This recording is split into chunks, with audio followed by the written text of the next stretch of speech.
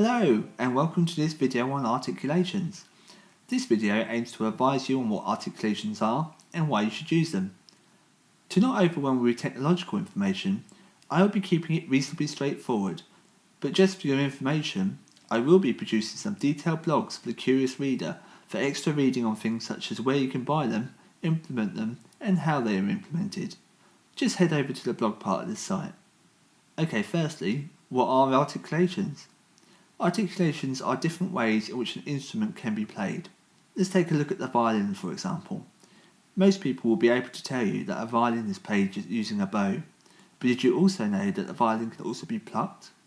Did you know that string players can perform 2 notes from the same bow stroke, or that they can play more than 1 string at a time?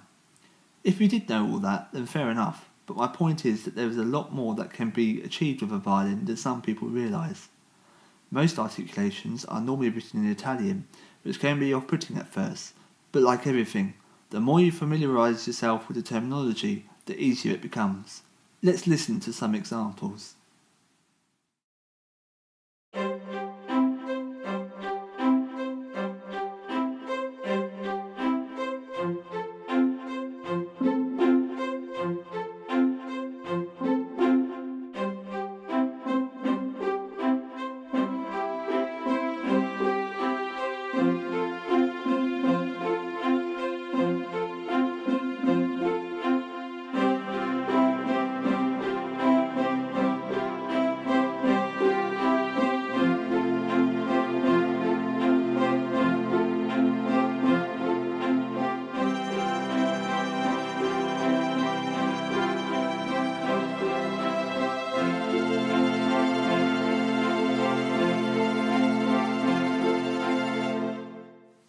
These are just a few articulations, of course. There are lots more out there, and some of them don't just apply to violin. Staccato, for example, is found on many instruments, such as piano and brass instruments.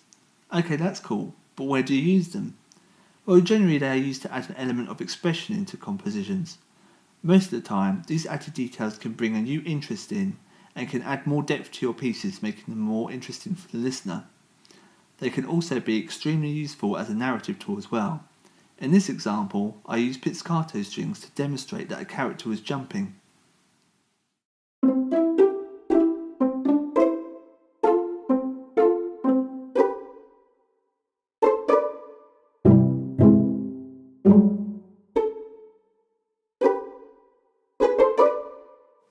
They are also heavily utilised in sessions where composers try to replicate live orchestras using digital instruments. So remember that they do have some merit in adding realism to your scores. Not to mention, if you were to provide your composition to some string players, it would provide them with a bit more entertainment whilst playing as well. Great, so where can I access these articulations?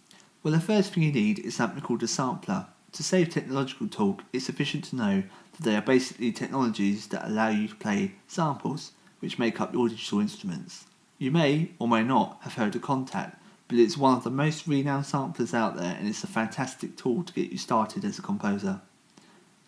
Now that you have your sampler, the next thing you'll need is a library pack, such as a string library or brass library. These libraries come in all sorts of shapes and sizes, and if you go to the blog site, there will be a list waiting for you with all the details such as what they are, how much they are, and with downloadable links for you to look at.